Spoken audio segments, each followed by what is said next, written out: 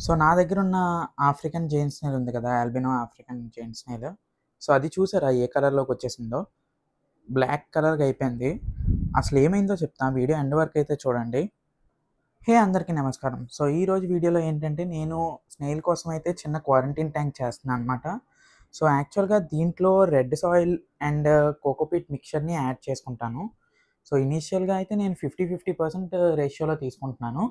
And నా దగ్గర already ఉన్న స్పాగ్నమ్ మాస్ ఉంది కదా! వేరే దాంట్లో అది తీసుకొని దీంట్లోకి వేసుకుంటున్నాననమాట.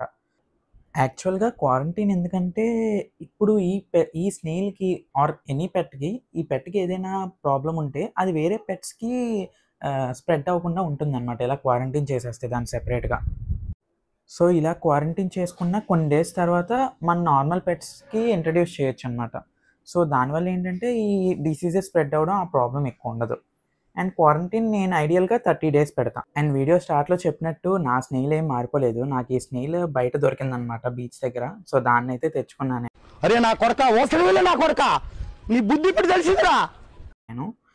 సో, సరే అయితే ఇంకా వేరే అప్డేట్స్‌తో నెక్స్ట్ వ్లాగ్‌లో కలుస్తా. బాయ్.